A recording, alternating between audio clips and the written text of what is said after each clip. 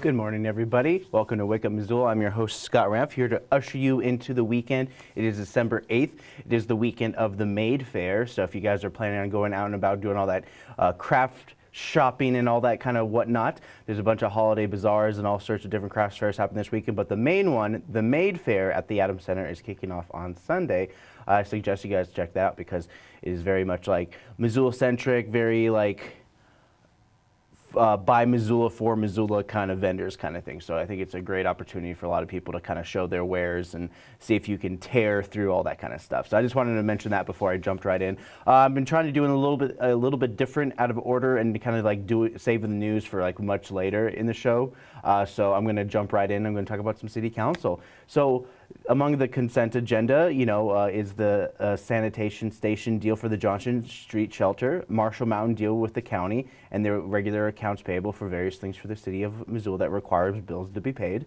However, the meeting picked up with public comment, commenting about an ordinance, about an anti-camping ordinance to help mitigate the issue that is homeless people sleeping in Missoula City parks. So J.W. Troll with the Unhoused Labor Union and various organizations geared towards helping homeless connect with housing talks a little bit more on this topic. This camping ordinance will fail the community as a whole unless it invests in genuine collaboration with the people who stand to lose the most. While the causes of this crisis are not the fault of any one person in this room, together we share the burden of refusing the cards we have been dealt. Collaboration, not control, is the only tool resilient enough to hold diverse communities together. The inescapable fact that we must depend on each other explains the harm we do to ourselves when we cast out the most marginalized. Every wound is connected. Instituting punishments for being a person without housing simply does not work. It contributes directly to the causes of the problem it purports to solve. You should not support any ordinance that takes away basic and necessary means of sheltering for survival. The effect of this ordinance is to make it nearly impossible to survive without access to housing in Missoula. This city should not fool itself into believing it has drafted a carefully constructed policy that balances the survival needs of people who are unhoused with public health and safety. While appearing to be calibrated, this ordinance is a dressed-up brute that functions worse than the status quo and leaves nowhere for people to go. It says, unabashedly, we can't fix this problem, but we can definitely make it worse. Okay, and so that was one of the public comments on that. We also had a homeless individual who's been homeless for many decades, talking about how it's hard for him to find a place to sleep at night and not have to worry about being told to move, all that kind of stuff. So this person, their name is Doug Carney, and he talks a little bit more about his struggle. Been homeless for 58 years yet. I stay at the Ward 6. I stay at the Johnson Center. But my question is, you could show us where we cannot sleep, but you do not show us where we can sleep. In that mission, you got a lot of drug people, mental health, and people that are all trying to get better, all in one spot. That's not helping us at all. All right, and so there's there's a couple more quotes on this from different aspects of this.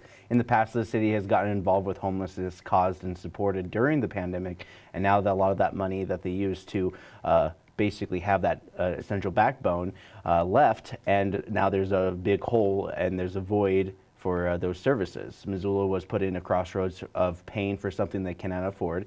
It isn't simply telling them to go to a place, but the liability in providing shelter. Liability being money, safety, and access to services, with emphasis on you need the money to have those kind of services and programs in place.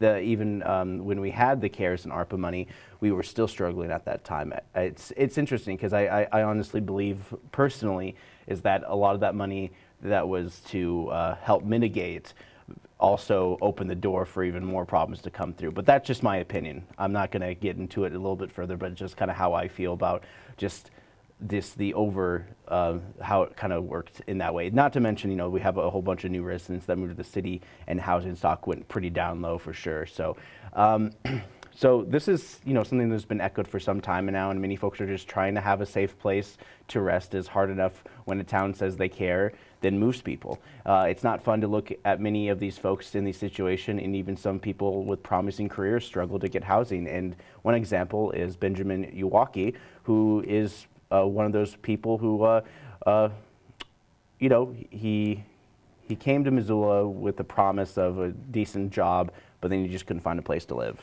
I work for the DNRC, so I want you to know that even if you have a well-established job, that you still can't find housing in this community.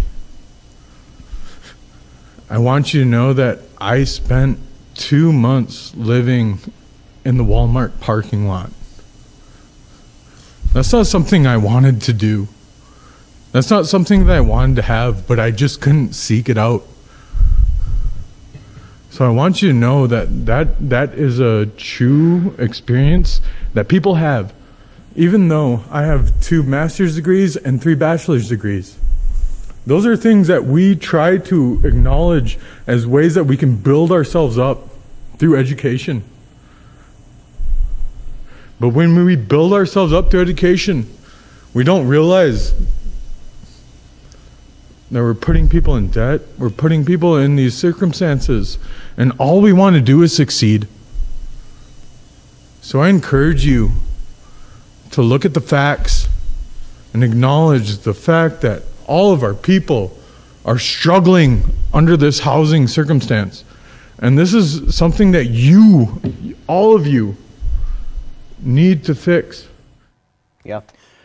That's just one of the many stories coming out of this as well. Even a social worker from St. Pat's talks a little bit more about this situation, and this is Cheryl Wolfenkamplin talking a little bit more about this. When J Street closed in March, the ER was flooded with people sick from exposure to the elements. Several people entered the ICU for hypothermia. This causes longer ER wait times and pushes back elective surgical procedures due to low bed availability. And sometimes it causes our hospital to go on diversion, meaning that ambulances cannot go there. They're sent to other hospitals, and meaning that flights from critical access hospitals across Montana and Idaho have to go elsewhere as well. Of particular concern in the ordinance that my colleagues have mentioned is the arbitrarily pushing unhoused neighbors around every 3 nights. This makes them more vulnerable to the elements, to harassment, more likely to lose their medication and their durable medical equipment, and to lose contact with primary care, MST, outpatient case managers, and the like. I can tell you that from professional experience, a majority of the patients I see who are unhoused are designated as being disabled. They're on Social Security for disability.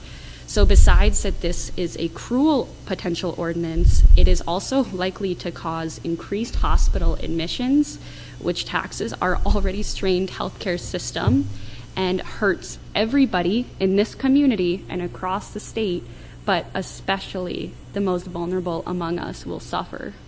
Okay, and that was one of the major arguments of establishing an emergency winter shelter in the past 5-6 years now. And part of that was the winter elements, and it was like, one of the things that it could be necessarily mitigated. This was actually a big part of the campaign that I think, I only heard it from like one person before I started hearing it from multiple people for like years before the winter shelter was even a thought. And that was, God, I can't remember his name. No, it was Michael Moore, not the documentarian, but it's another guy that's from Missoula, and he used Project Homeless Connect, and then it changed to Project Community Connect, and then that was a way for people to actually bridge the gap between people and a lot of the people who were living on the street. Because a lot of times, even nowadays, you don't even know if someone's homeless or not, because just because everyone's dealing with just the crunch and the pricing and all that kind of stuff. I just also go into the fact that I remember it was hard for someone I knew who was moving into a rental, where it felt like, it's like, wow, this feels just as hard as it did for me getting my house with all this kind of loopholes and hoops you got to jump through. It kind of feels like in some places, especially like a place like in New York, they have brokers. It's kind of like real estate agents, but they don't do real estate, they do rent. So it's kind of interesting how that could potentially be like the future in Missoula as we get more and more urbanized, just to have a middleman to help you get into a rental. I don't know. That's like, I think that's more of a worst case scenario, because at least at this point we can actually contact the property managements in town, and some of them actually are based in town. Most of them, it feels less and less are not really based in town, so there's that disconnect. So all I'm starting to say is that it takes a long time to get qualified or get approved for a rental unit, and for some people when their lease is up, they have like maybe a month or 2 months to do it, and some people are on a wait list for 4 or 6 months just so they can get a new rental that is within the price range. And some people can't even get into those affordable living arrangements because they make too much money, which is still barely anything. So there you go. There's a lot of the interesting things happening with that, and you know, these struggles are real. It's not fun for a lot of people.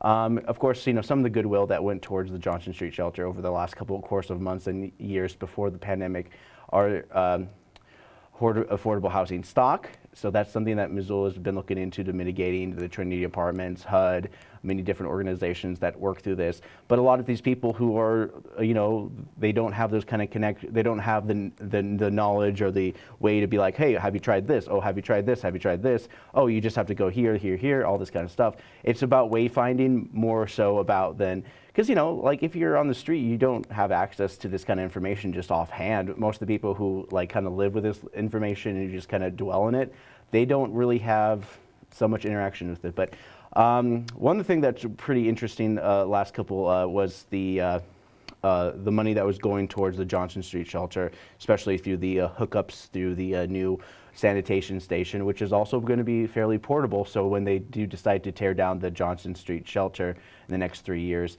they're going to move forward and going to do something a little bit more. So Gwen Jones talks a little bit more about their rhyme and reason for the money that they're spending on updating the Johnson Street shelter. All of the attention in the public comment regarding the modular bathrooms and showers that are slated to go in at the Johnson Street shelter. I just wanted to clarify on the record that there will be infrastructure that goes in to connect those to sewer and water, and that is considered an investment in that property for ultimate redevelopment. The modular units can be relocated to other areas and used again. This was an intentional design, so this is not just a one and done. These can be moved somewhere else in the future. And also, this was a huge community collaborative effort. There's been a lot of community donations that have come in for this, as well as in-kind donations in terms of design and construction supervision, and that is an ongoing process. So if folks in our community want to donate to this, they can contact the city, but it's been a really good process. I'm grateful to those in the community who are donating to this, because I think it'll be a good tool in the future for however we are helping this population in the future. Yep. And part of the money going towards this is through MRA, and it's through the Urban Renewal District, which was established many, many years ago to help kind of bolster and mitigate blight. But at the same time, they use this to build infrastructure for the site for future development. So in a way, MRA donated in their own respect to the Johnson Street shelter, even though MRA is not about people, it's about building out place and mitigating blight and redeveloping kind of areas to have more affordable housing in the first place. So it's interesting because a lot of the services and a lot of things the city doesn't necessarily go into helping people directly, as opposed to creating the available stock. So it's kind of funky, because it's not like the city of Missoula is writing out checks and giving it out to homeless folks, which, well, honestly would be nice, but like it's, you know, it's still a dream, and it's like no, you probably shouldn't just give money away. But this was a nice way to kind of combine the ideas of like, okay, we're going to put in a sewer sanitation. It's like, oh, it's for the Johnson Street shelter. No, it's for the whole area for the future, not just investing in this immediate action for the sanitation stations. That's going to cost upwards like $1.3 million total. But of course, there's a lot of, there's the $300,000 donation through private donations to it, which will help mitigate a lot of stuff. But using the MRA kind of funds to help leverage some of their funding to create this infrastructure in the long term would help it. So it's kind of kooky how they find ways to use these loopholes to kind of help the greater good without violating the promise of where this money is supposed to go to, which is towards redevelopment, infrastructure, sidewalk kind of stuff, mitigating blight. So Claire Trimble, so we're going to actually talk about the big thing that was happening on Monday, and that was the Ward 6. And of course, we were even up feeding into the rumor of a coin toss between the two tie electorate votes between Sean Patrick McCoy and Sandra Vasica, with their tie at 14,076 votes. Well, roughly around that each, that occurred in the recount, which basically saw them going directly towards that. Yeah, they broke even essentially. So Sandra, the incumbent, tried to hold on to her seat while McCoy had some critiques over the weekend with that 2003 conviction that came to light through the Missoula current. Excuse me, geez. That played a factor in the final decision, probably. Claire Trimble, city clerk, talked about what had to be done in terms of filling in the spot and some of the legal state law that requires somebody to be in the seat within 30 days. A tie is to be treated as a vacancy, except that the only persons to be considered are the two candidates who tied, and a majority vote of the members of this body is required to appoint a candidate to the vacancy. Our city charter outlines the rules and procedures for conducting city business and includes nearly identical language for filling vacancies as the state law. Further, the city charter requires the council to establish rules by which it will carry out its own business. The city council has a detailed rule which establishes a process for filling vacancies. However, Rule 31 contemplates an open application process for members of the community to volunteer to fill a vacancy prior to a vote by council. The state law we just reviewed requires the consideration only be between candidates who tied. Therefore, the sections of Council Rule 31 pertaining to applications and review of qualifications are not applicable in this instance. All right, so there you go. There's all the legalese behind this decision that the city of Missoula, or the city council, will make the final decision on voting back and forth. And so one of the things that was kind of like a surprise is that a good chunk of the city council wanted to vote and keep Sandra Vasica, because in many respects, you know, not to like dive too deep into it, but Sandra has been a conservative voice on council for her tenure on city council, and she's struggled to even hold the first election, which almost triggered a recount in the very beginning, but she won that anyways. And so Stacey Anderson, who is basically, you know, kind of had to rethink about her approach about this vote, and she kind of goes through the process of her thinking from her perspective in the sense of creating a balance and a diversity of ideas, whether she agrees with Sandra or not. The things my husband tries to tell me is hold two competing things at the same time, and I am very bad at it, but I'm trying in this moment. And I also understand that some of the things that she says and the values that she subscribes to make those in our community feel uncomfortable and unwelcome, and I acknowledge that. But I believe very strongly in continuing to engage with folks with a different point of view in an effort to educate them, engage them, and expose them to all points of view instead of shutting them out. And I am going to vote tonight to continue to have hard conversations and ensure that all viewpoints are represented. Thanks. It's necessary, I think, to have a variety of voices and opinions present to truly have a vibrant and functioning democracy, and that is why I'm voting the way I am tonight. Thank you. Yeah, and it was pretty surprising to kind of see where there was a lot of like back and forth, a lot of people saying this and that, and the meeting did take an interesting turn with Danner Carlino wanted to initiate a new kind of ballot or some kind of system in which the voters have more power in doing this election. but in many respects, most of the city council voted against this amendment and just like, hey, let's just vote on this. Let's get someone in there. Many people in the community just said, let's just do it. We got to do this. That's just the way it is. We also have Bob Campbell, who during public comment, and Bob Campbell won the Ward 5 election this last year, and he'll be joining the city council in January when they swear, when they get everyone, when they get a whole bunch of new faces for your city council. So here's Bob Campbell talking about this tie between Sandra and Sean Patrick. I think, what would be a point of having a 12-person board if, there were 2 Gwen Joneses in Ward 3 or 2 Mike Nugents in Ward 4 or, 2 of me in Ward 5. So, a little levity there. But in all seriousness, it just comes back down to the idea of, circle back to what situation we have in Ward 6 and the parity that has existed, the counterbalance that has existed there for the past, 4 years. And I think the voters, in the outcome of the election, equal number of votes, I think you see that in the electorate of the ward as well, that, they expect, a balance, a parity, and you see it split, right down the middle of the aisle, so to speak, in the outcome of this latest election. So I think that's something going forward that council should consider in their deliberations. All right. So he basically talked to the quote-unquote grand scheme of things in the city of Missoula, where, you have a fairly liberal blue city in the middle of a red state, and most of the people on city council are left-leaning, some even further left, some a little bit more moderate, while a couple lean a little bit more to the right, which includes Sandra. And that was, one of the things that they wanted to, keep keep that kind of status quo in that result, even though like in Ward 6, it's basically kind of divided half and half for what people want Sandra. But as one of the more conservative voices in the Missoula City, Missoula overwhelmingly agreed that having a balance in council would benefit the majority of the left-leaning city of Missoula.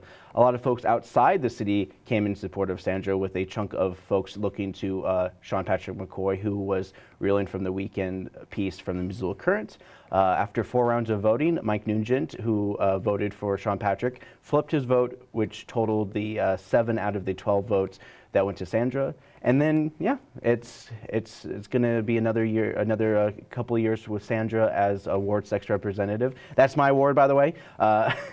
And so, yeah, I'm going to kind of leave the city council on a interesting kind of funny note. John Contos, who got into trouble for saying what I'm about to show you, but we have a nice little retort by Gwen Jones towards the end of the meeting from Monday night. I am voting for Sandy Vasica because I do know her a lot better, and she's good looking. Yeah, I figured that'd go over well. But I know Sandy Vasica, solid character. Some people have already said that before. She does do her homework. She does vote with what her convictions are, and I really appreciate that. I think one thing that Sandy said to me a long time ago when we first were elected on city council, she said, if somebody can show me that I'm wrong about something, I'll change. Who in the world says that?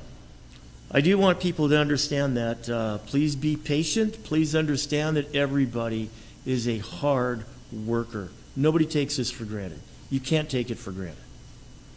But you do have to have an open mind. Thank you. I just, first of all, want to talk about how handsome you are, John. Hey, careful, that's your computer there. But, no, really, but John's a great guy. I love John. Did you hear that, Colleen? A nice little light ending to a interesting city council meeting that went into about 4 hours for sure. Yeah, and so that does it for my city council report.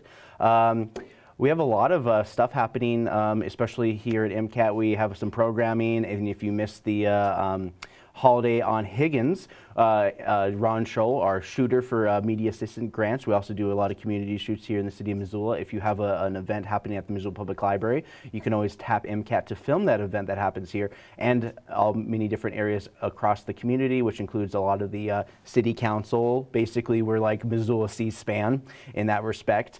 So if you are an organization or a nonprofit that wants to utilize our free service for that kind of stuff, you can contact us through MCAT@MCAT.org. You can call us at 542-6228, otherwise known as 542-MCAT. Of course, the area code 406, but I don't need to really tell you that. So without further ado, here is a bunch of promos of new program that just dropped on our YouTube channel that you guys can check out right now. Folks, here we are, ushering in the most wonderful time of the Missoula year. That's right, Santa Claus is coming to town, and I'm going to be the one who gets to introduce him. We're going to do the countdown. We're going to light the beautiful downtown tree, but first, we're taking a tour of the Christmas Village. This is the holiday on Higgins, formerly known as the Parade of Lights. We have floats, all featuring dynamic light displays. We have a wonderful makers market. We got everything you could want. We've got trash can fires to warm your hands in. We've got hot chocolate to sip around the fires while you're meeting your friends, your neighbors, old pals, new pals. It's the most wonderful time of the year. We're trying. 5, 4, 3, 2, 1.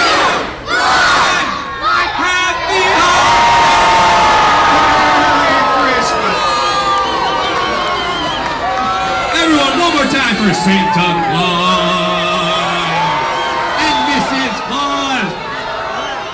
This is a really beautiful set of entries, and what I really love about these entries is they locate us in place. You can tell that for the Blackfeet, the Bikuni, the Pagan, this is home. This place is home. We know that because of, look at the specificity of this entry. November is the moon to knock bullberries off of their thorny bushes. Cold and frost really turns them for the sweetness, turns them on for the sweetness. All animal hair is prime in November. Trapping begins for those early ancestors of ours. The eagle goes on its southern migration. Ice covers most waters.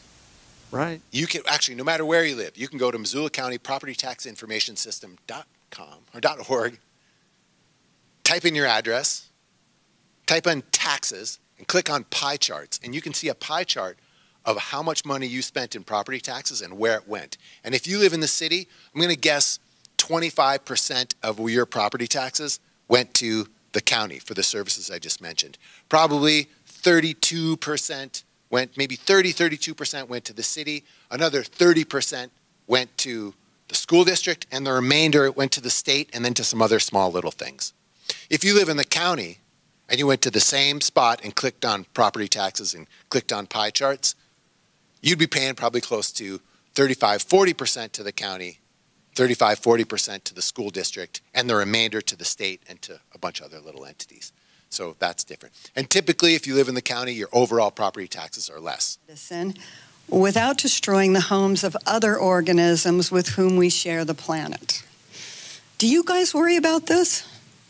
I know someone in the back there definitely worries about it because he used to call my Stevensville, Montana farm a sacrifice zone for wildlife. And it's just given me a hard time about putting up an 8-foot deer fence around my new farm in Hamilton because I'm minimizing elk habitat. I'm actually keeping the elk out of that part.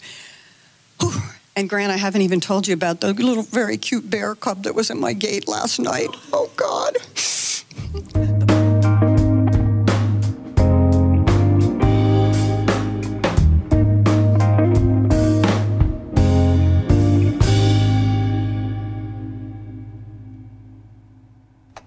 Hey guys, we are back. We're going to be talking about some movies that are coming out this week, and I'm excited for sure because there's a couple movies that I'm definitely looking at for sure, just because it just tickles my nostalgia and the inner child in me. And we're going to actually kick things off with the movie that many of you would probably kind of be like, oh yeah, he's the guy who did Spirited Away. So without further ado, here's The Boy and the Heron. We have Studio Ghibli feel that frankly is the best of his films. Young child who dealt with the loss of and has to come to terms with it. Check.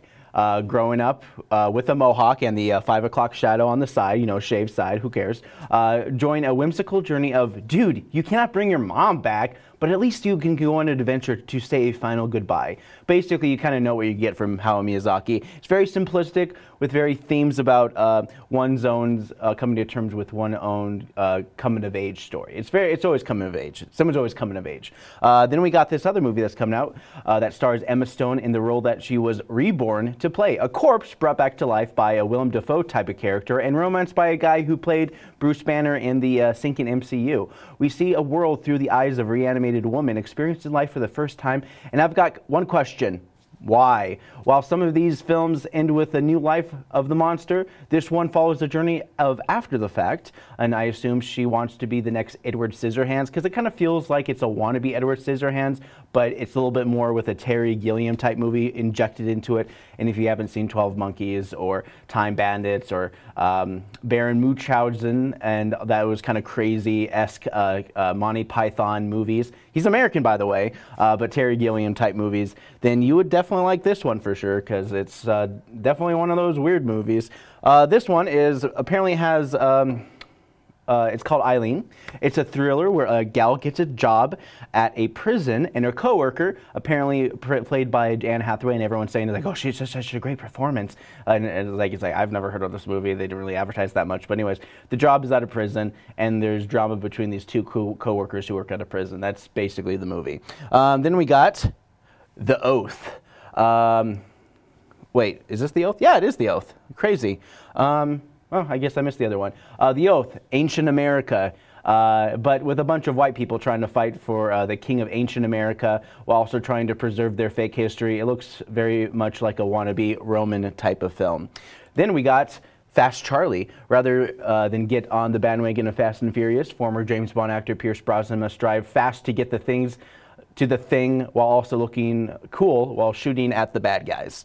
Then we got Lord of Misrule, and so this is one of those kind of kooky, weird horror movies. This holiday season is pumping out a lot of stinkers, and this one is yet another horror movie being dropped during December. A woman minister is haunted by ghosts of a town that is so traditional. How traditional is it? The kind of traditional that sees outsiders as a scapegoat. They always love to pin on outsiders. So those are your movies that are coming out this weekend.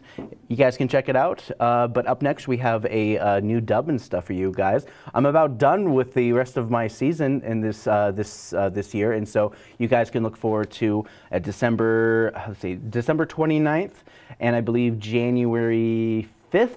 I'll be releasing those compilations of all the Dubbin stuff from just this past year, and yeah, I always do it every year as a kind of like a break, while also padding out my my morning show with a bunch of funny short things. Some funny, some hit, some miss. There's some interesting stuff in this one, but this is from the 1966 movie, The Reptile. Oh, did you go pick up the flowers? Because I picked some of my own. I think you're going to really like them. I went to a secret garden, and I picked a whole bunch of these. So what do you think? I could hear them talking to me, and they were just like, pick me, please pick me. I know your dad doesn't really like me going into the garden, but I just couldn't resist. Yeah. I know you might be angry, but I'm just trying to, spruce up the place a little bit. Because I heard you're trying to sell this place. I'm getting kind of cold feet about that. I'm kind of going back and forth. Oh, so you're going to cancel the open house? I don't know, it's okay. Today's just been a day. I was just, trying to play backgammon, but then they said I couldn't use a rook or... You're so silly. Well, excuse me. I don't know the game of backgammon. It's just on the other side of chessboards, and I'm like, oh, what is this all about? Well, it's not that complicated. Well, like I always say, if I don't know it when I first start playing, then there's no point in playing it. That's what I always say. You do always say that. I just don't like the idea of trying something new. Oh, why not? Well, just, comfortable and everything. I just don't want to step outside my comfort zone. I just want to stick around and just, what? Never mind. It's stupid. What's that supposed to mean? Before you went to the conservatory, you told me you'd be some things don't really work out in a conservatory. At first, you're on top of the world, learning to play sousaphone, but then you just gotta keep trying. You told me you're gonna be the best jazz tuba around. Is that still the dream? Well, I did form a band, and then you stopped rehearsing, and then stopped playing. Yes, but I really looked up to you. Well, I'm really flattered, but maybe you should find a woodwind to look up to. I'm not gonna dignify myself with a response for that. Well, music is a noble profession. Well, you can always become a teacher. Oh, well, I don't really think about that. That's kind of, not really my thing. Perhaps, go get some water. Get off my back. Water, water. Gonna get some water. Yeah, water. Can I help you? Please, no solicitors. I gotta go. See ya. Were you just wee outside? Is that the sound you make when you get in water? There's someone out there. Oh. Bad. He's doing wee. Oh my God. Really? That's one of my dad's friends. He wants me to go home early, so he always sends them over here. So I should probably get going. Hello, how you doing? Hey Dad, how you doing? It's time for you to come wee all the way home. Oh, we were just hanging out, having a good time as friends. Nothing sinister about that. You can tell by the way I'm dressed that I'm really cool. It's been so long. I'm sorry. We were just catching up. There are races, and then there are marathons. Which one are you doing? Perhaps we should go home and retire. Your mom is very worried about you. I hope I didn't insult you or your family in this matter. I may be a little bit hasty, but, Nothing bad ever happens from two women hanging out for hours at a time. Yeah. What she said. I was very suspicious, but now I'm not. Thank you for clearing this up. Come on. Let's go. You want pudding? Ooh, I love pudding. Can I drive the carriage? Okay, but you can only crash it 2 times.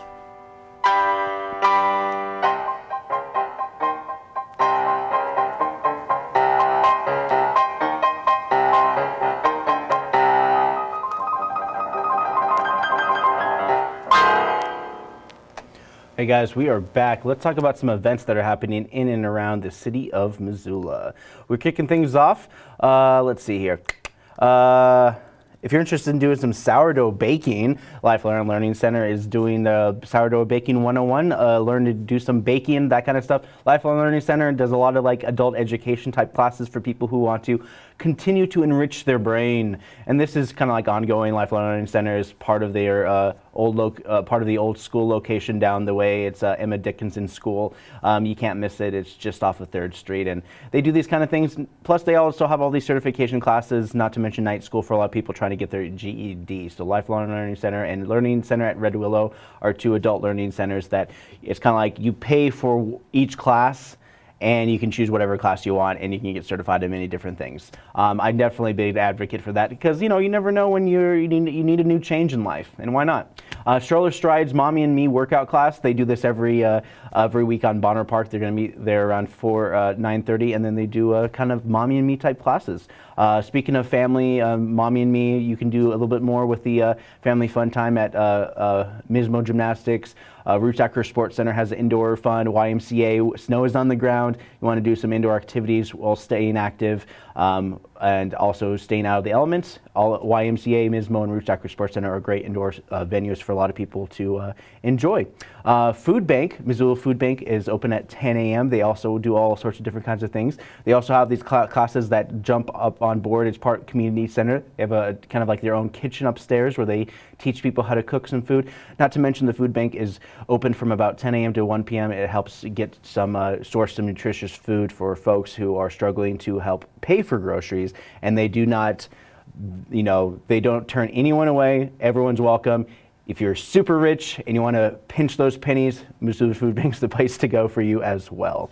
Tiny Tales and Story Time starting at 10:30 a.m. every week at the Missoula Public Library. This is an event that happens every week. It's a great way for kids to get interested in books. Lunch at the Missoula Senior Center. Hey, if you want to go and get some cheap lunch, it doesn't discriminate for people who are not of senior age. Seniors get $5 lunches starting at 11:30 a.m. at the Missoula Senior Center. And if I were to just walk in and be like, I want some of that Missoula Senior Center food, I would have to pay $8 opposed to the $5 that seniors would have to pay. Yarns and Watercolor, 12 noon every week at the 4th floor of the Missoula Public Library. You can stitch crochet, or you can choose to paint with our own Rob Peltzer here at the Missoula Public Library. Snowflake Challenge, this is an ongoing event that helps benefit the Washington Children's Shelter. This is at DraftWorks, and they're doing a snowflake challenge. So you build your own snowflakes, and it helps bolster and support and donations, pints sold, and all that kind of stuff for the Washington Children's Shelter, which is a great organization that helps kids who are dealing with, also their parents are dealing with homelessness, and a lot of times shelters are like a good, safe environment for the young kids. All right, your Lego Club, Missoula Public Library in the afternoon every Friday at 2:30 p.m. They have various other days too as well. You can check that out, MissoulaPublicLibrary.org. Also, if you're interested, they're doing a 406 cup exhibit at the Wildfire Ceramics Studio. It's a holiday pop-up show, and this is like where they get all sorts of kind of deals on their cups and such.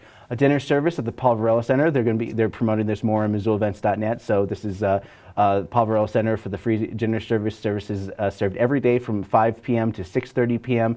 Stop by the Paul Varela Center Food Bank on Mondays, Wednesdays, and Fridays from 5:30 to 7 p.m. Beth Lowe and Dave Horgan is going to be at 10 Spoon Winery at 6 p.m. playing some jazz music and miscellaneous ones as well. Portland Cello Project at the Wilma and is going to be playing at the Wilma Theater at 7 p.m. Elks Lodge is going to be hosting an English country dance at 7 p.m. Get your English country dance on.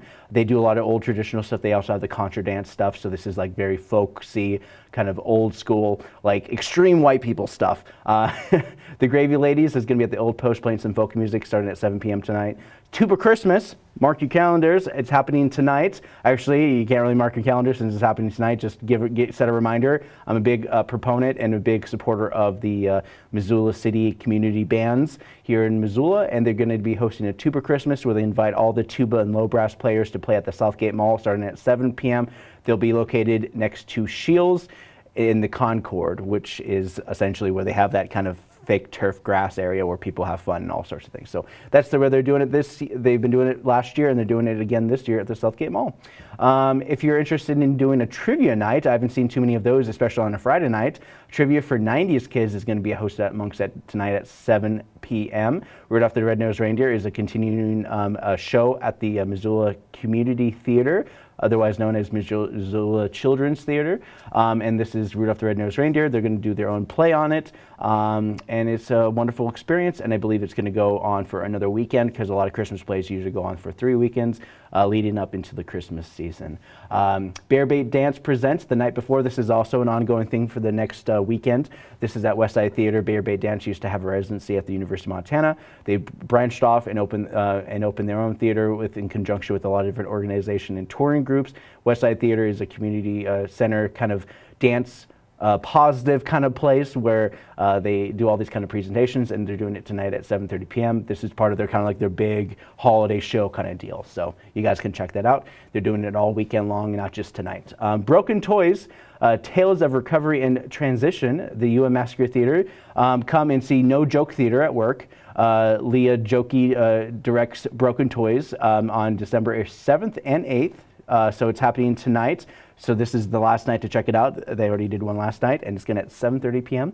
Perfect Blue album release show. They're going to be playing some rock music at Monk starting at 7:30. Country at the Sunrise Saloon starting at 9 p.m. by Showdown. Jam Band is going to be at Union Club. Wild Prairie Smoke at 9 p.m. Abby Webster will be playing some country music starting at 10:15 at the Top Hat, wrapping up your Friday night. And then we get right into all your craft fair on Saturday morning, kicking things off at Hellgate Elementary Holiday Craft Fair in their elementary building number 3. I believe that's their middle school. And that's going to start at 9 a.m. And also at 9 a.m. there's the Southgate Mall Winter Valley Market. Let's see, actually I'm jumping around a little bit too much, but the Valley Winter Market at the Southgate Mall, 9 a.m. There's another event that's happening as well. It's called Get Ready for Home Ownership Home Buyers Class. This is through Homeward. Homeward is definitely really helped me with purchase of my own home. Not to mention they give you a grant for some of the money that they use.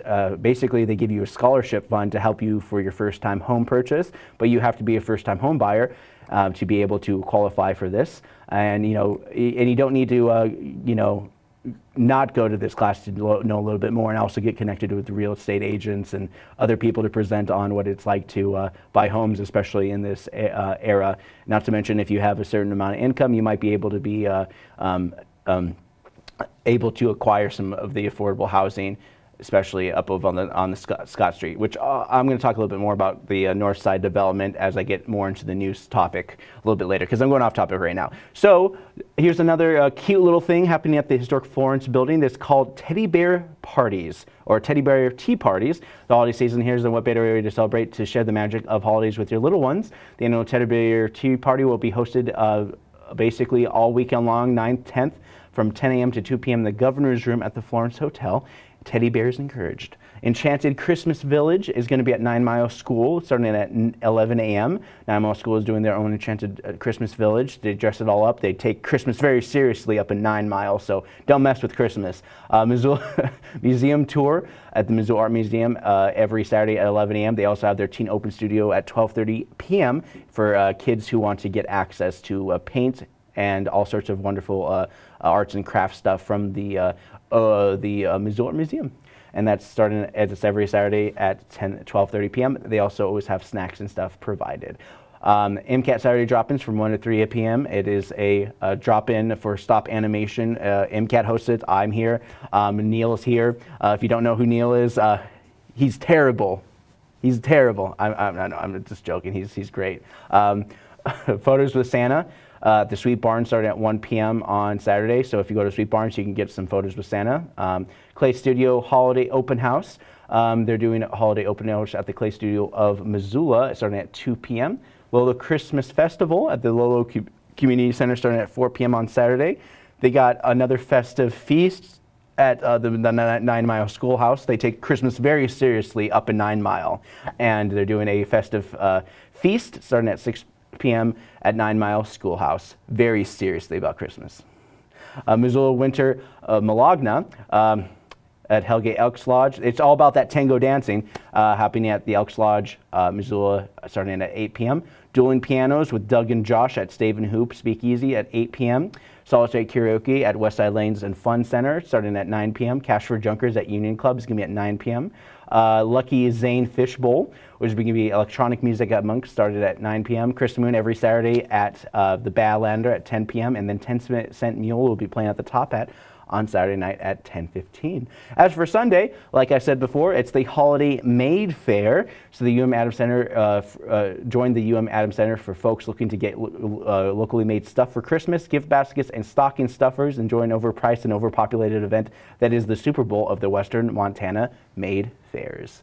So yeah, those are your events that are happening this weekend as well. Some other topics that are happening, and as you heard from my city council report, the city approved the $500,000 worth of infrastructure for the Johnson Street shelter that boasts both washing and sanitation stations that can be reused and relocated when needed. The $500,000 is part of the MRA plan to redevelop the site, with also providing the infrastructure for installation of sewers. So when they do demolish the site and redevelop the area, they'll have the hookups through this money that they're providing for this. So it's a win-win for the city, as they're both investing in the current short term, while also investing in the future.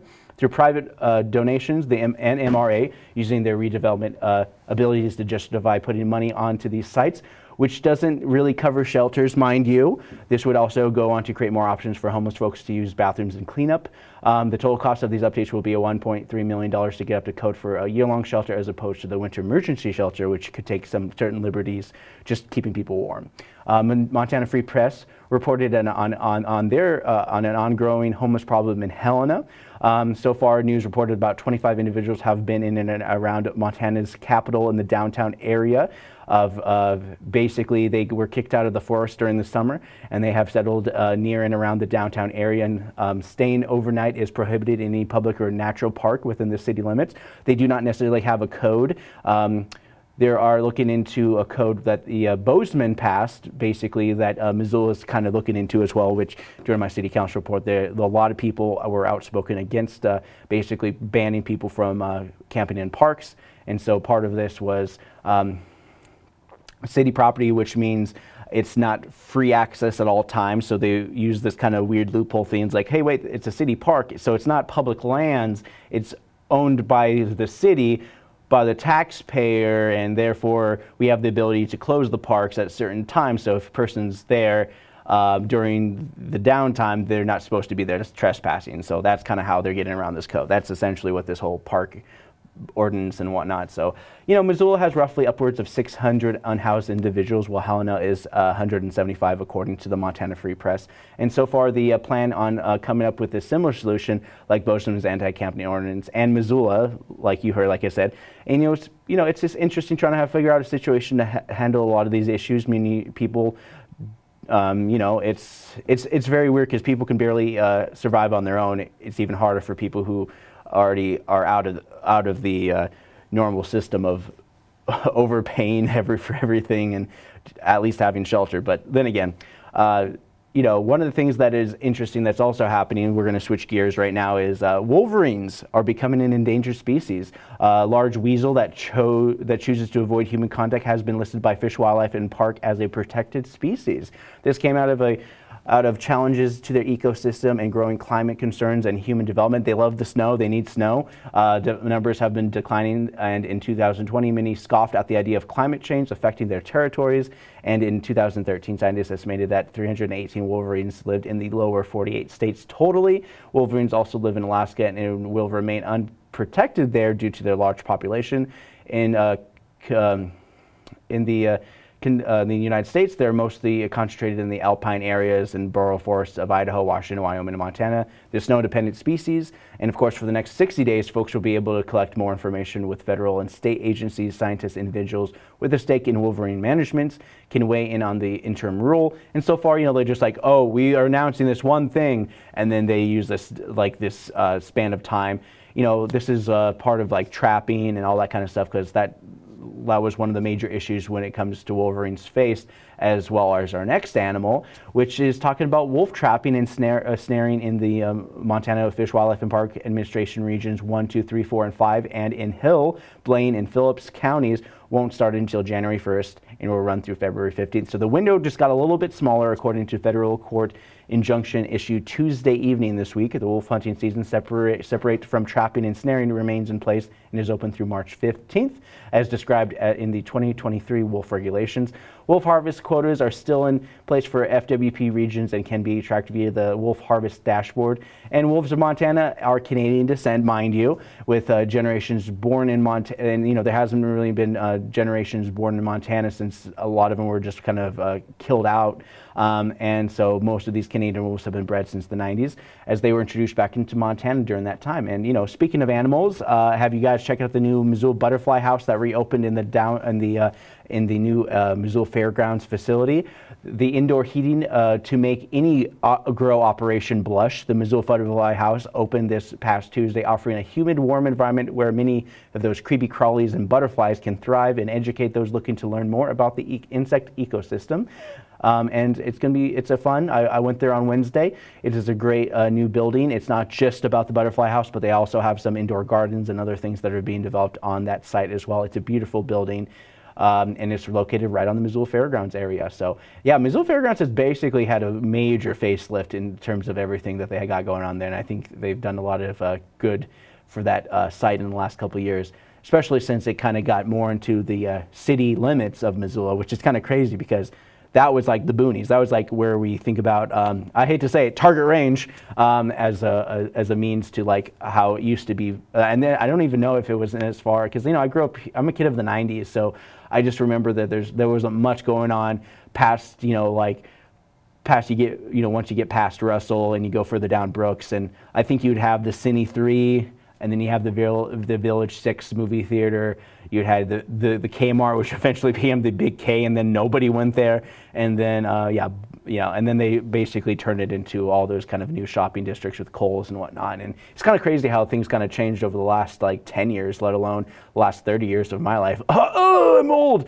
All right. I don't have much time left in my morning show. I'm just going to kind of get through this as well. Let's see. So, let's see. No. Let's see. Not much going on here. Oh, okay. Let's actually look at some of the more Missoula current news that just kind of dropped. Looking into this a little bit more. And, one thing that they're looking into doing is that the city is looking into the north side traffic from I-90, the interchange to roundabouts. This is a big chunk about how they're developing the north side area, and then what they're trying to do is they're trying to open it up and create that opening corridor. The Missoula Redevelopment Agency is currently working with Rivara to develop communities land trust with more market rate income restricted for sale housing. The project will also include hundreds of apartment units, separated by 6 acres along the 32,000 square feet of commercial space. As part of the project, which is expected to start construction next spring, MRA will help fund a bus stop adjacent to the development of Scott Street along with the 2-way cycle track. There's a lot of things happening on the north side. It's definitely growing, and definitely looking into this population just to kind of have a little bit of a definitely good chunk of a boom, just because the north side is probably one of the closer communities to the downtown beating heart of that is the city of Missoula. And Aaron Wilson, who is the city transportation manager, he's also working on a major plan to update the Higgins Strip to make it more of those kind of single lanes while widening bike lanes and also making the center lanes left turn lanes, make it a little bit easier, especially when you get from the Higgins Bridge towards Hellgate High School. There's that chunk of area which is just like the worst, and it gives most people anxiety, especially if you're riding your bike on that area. And so that's a big chunk of that. So there's some interesting things happening in terms of that moving forward.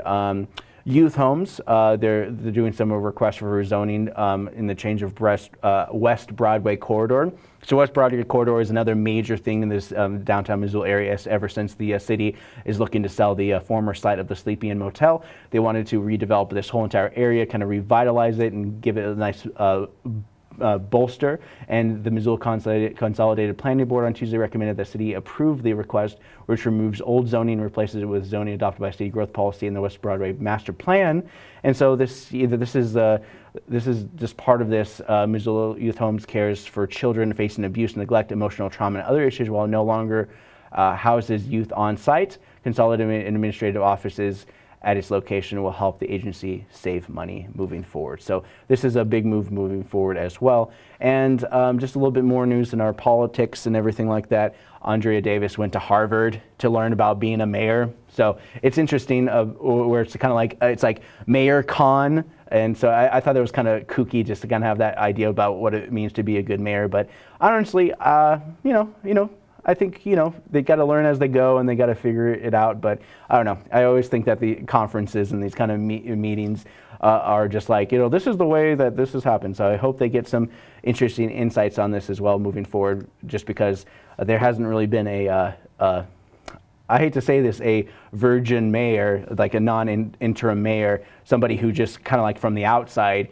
coming into the city of Missoula for ever, for the longest time. Like John Engen was 17 years, and then we had city council members who kind of stepped up, Jordan Hess, and then Mike Nugent lost to Andrea Davis, who is now the mayor of Missoula. And so she'll be taking over for the next 2 years, and then the next election we'll actually see the first full term mayor since John Engen died. It was very interesting just because he got reelected his last year, and then he got cancer, and then he died, and then there's just it's interesting just to kind of see how a lot has happened, and this is just the first 2 years of what would have been the first 2 years of John Engen's 5th term as the mayor of Missoula, and it's so much has happened just in the shortest amount of times. It's kind of kooky.